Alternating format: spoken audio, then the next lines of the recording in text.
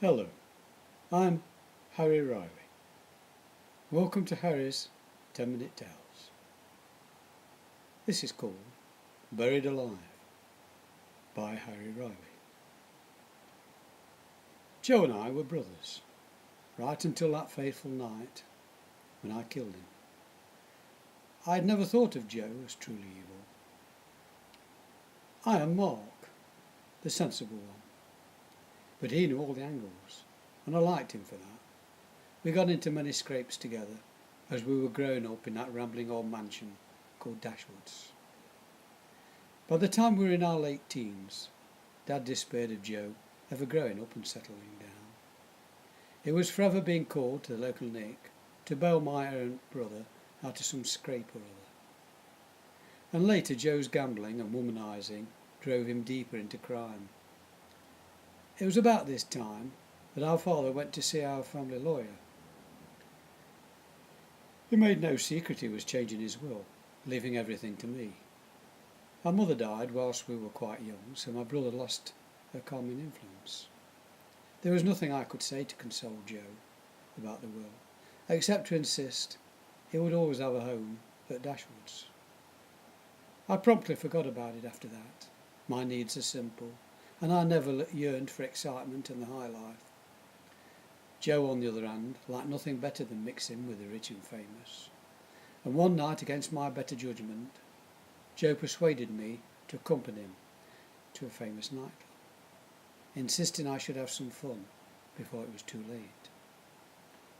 I must admit, I always had a sneaking admiration for Joe's incredible zest for life.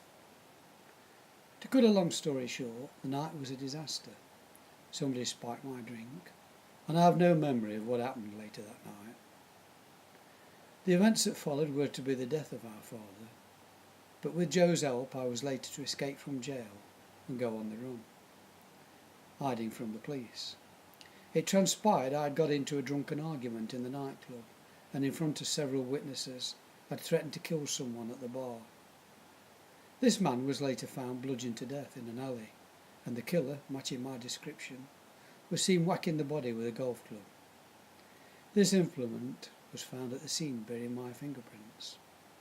The evidence was damning, and at the trial I was condemned to life imprisonment. From the moment Joe bribed the prison guards to look the other way, I was a hunted fugitive. We quickly fled the country, and soon Joe and I were in the Middle East, travelling on camels through Saudi Arabia. We knew the authorities were hot on our trail, and there was no time for sightseeing in Ryder. That old garden oasis town was soon left well behind us, and we had settled down for the night, shivering in our meagre tents. I said I'd come to the end of my tether, and we had to give up and go home. Joe would have none of it, and in the morning, bright and fresh, he came up with a great plan. It would be dangerous for me, but the only way out. I was to die falling off my camel and banging my head on a rock. He would bury me in the desert and report my death in Jeddah. And this is where his clever scheming came in.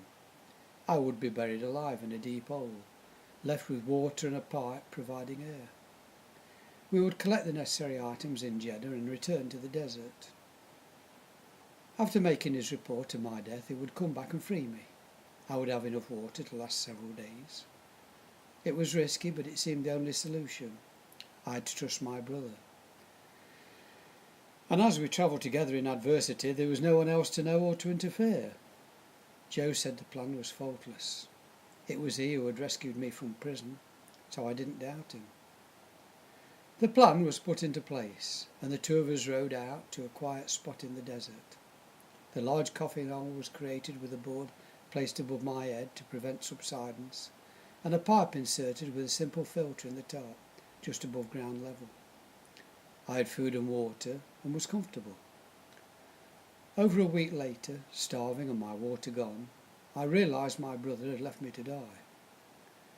Unknown to me, though, a certain storm had whipped up the desert sand and exposed a large section of my breathing pipe. It was this that saved me, as a passing tribe of Bedouins stopped to rest their camels. Inquisitively, one of them tried to remove the pipe, and heard me screaming through the tube. I was hauled out more dead than alive, and vowed revenge. Brother Joe had meantime returned home with his tragic tale. He had claimed my inheritance and loaded it up at Dashwood's. I had to skulk abroad destitute until I could return in secret. It took me 2 years, and that night I waited in father's old chair for his return from the casino. Old Joe's bravado fell away as I confronted him with a gun. As he realised he was about to die, he begged for mercy and confessed he'd doctored my drink, set me up for the murder charge, and planted a golf club bearing my fingerprints at the scene. He had planned to do away with me all the time, and the desert scheme was easy. I promised forgiveness as I shot him through the head. Later I buried him in the garden. Joe and I were so alike that as kids we'd even fooled our parents. I said a few words over the unmarked grave of my identical twin, just as he'd probably done for me in the desert heat. Goodbye forever, Brother Mark. End.